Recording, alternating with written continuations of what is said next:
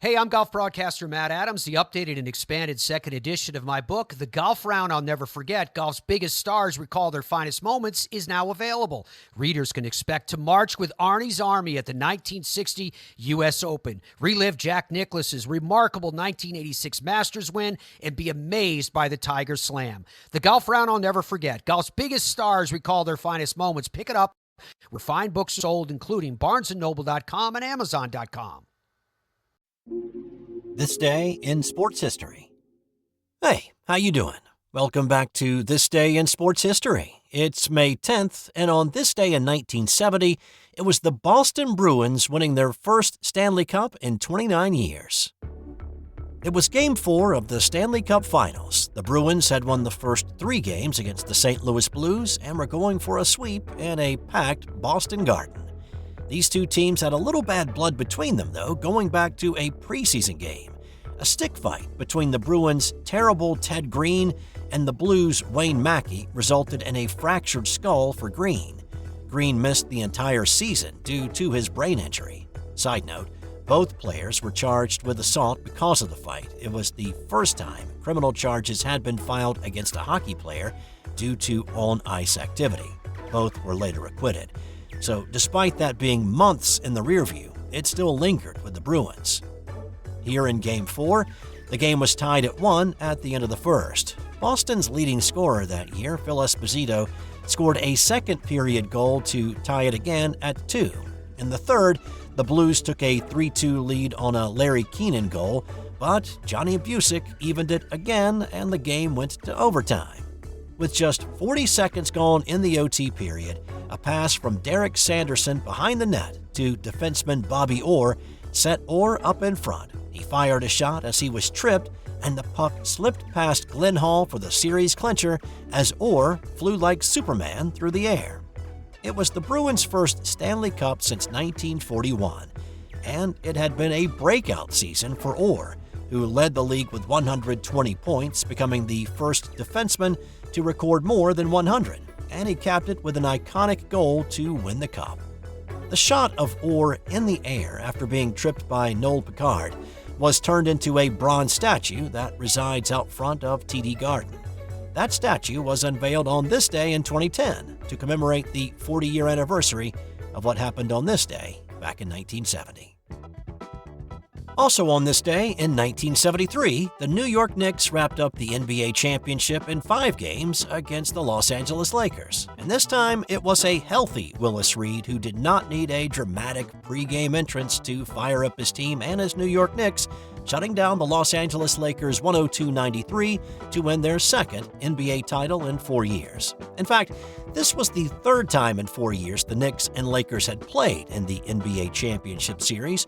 The Knicks won in 1970 after the Willis Reed Game 7 heroics we talked about in the May 8th edition of This Dish.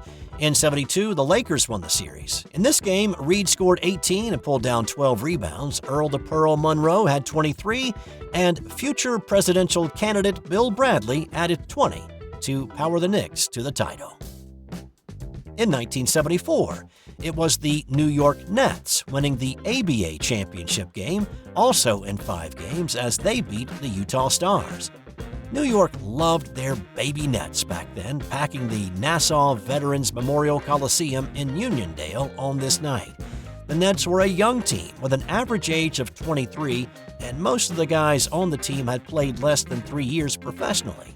The Nets built a double-digit lead in the third quarter, only to cough it up in the fourth, trailing midway through before closing out the game on a 16-4 run to win the title. Julius Erving, who came over from the Virginia Squires to play for the Nets prior to the start of the year, scored 21 and pulled 16 rebounds. Larry Keenan led the Nets with 23, and baby Huey Billy Potts had 21 and 12.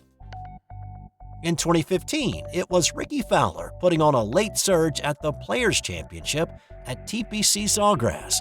Fowler played the final 6 holes of the tournament 6 under par to vault him into a 3-player playoff. Fowler eagled the 16th, birdied the famed 17th, the one with the island green, and then he birdied the 18th. For the playoff, Fowler, Sergio Garcia, and Kevin Kisner went back to the 17th. Fowler once again birdied the hole along with Kisner, and Garcia was eliminated. The pair went back to the 17th tee. Fowler hit his tee shot to 4 feet and rolled that putt in for his third birdie at the 17th hole in a span of about 90 minutes to win the Players' Championship. It was Fowler's second career PGA Tour win. And in 2014, the St. Louis Rams selected linebacker Michael Sam in the 7th round of the NFL Draft, becoming the first openly gay player selected in the NFL Draft. Sam was an All-American and 2013 SEC Defensive Player of the Year at Missouri. He played in the preseason with the Rams, but never played an NFL regular season game. The Rams released him in the final round of cuts in August. The Dallas Cowboys picked him up on waivers, but released him a few weeks later. While there are some who believe he was released because of his sexuality, and I'm not saying he was or he wasn't, but making a pro football roster as a 7th rounder is pretty tough. Of the 41 picks made in the 7th round that year, only 22 made a 53-man roster. Time now for today's non-sports Did You Know? There is a fence in Australia that is designed to keep dingoes separated from sheep that is 3,488 miles long. That's about the same distance from Seattle, Washington to Key West, Florida. That's all for today. I'll be back tomorrow with another edition of This Day in Sports History.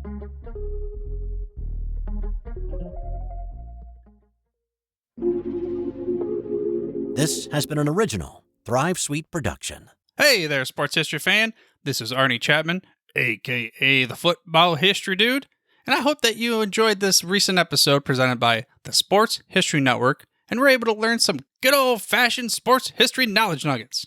I started the Sports History Network back in 2020 with the mission to help podcasters find a community of like-minded sports history nerds, as well as helping aspiring podcasters to start their own shows.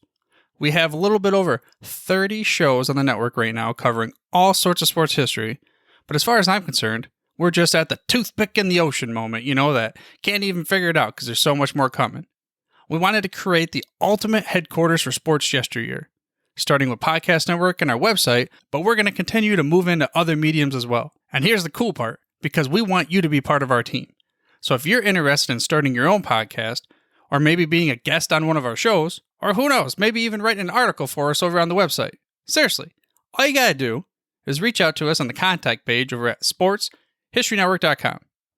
You can be as technologically savvy as a Neanderthal tapping on a stone trying to figure out this whole hieroglyphics thing back in the day. Again, it doesn't matter, because even if you don't understand the whole podcast space, we have a production team that can pretty much help you out with doing everything. All you gotta do, head over to sportshistorynetwork.com, head to the contact page, fill it out. That message goes right to me, and I'll reach out to you as soon as I can. But for now, dude, I'm through if you're through.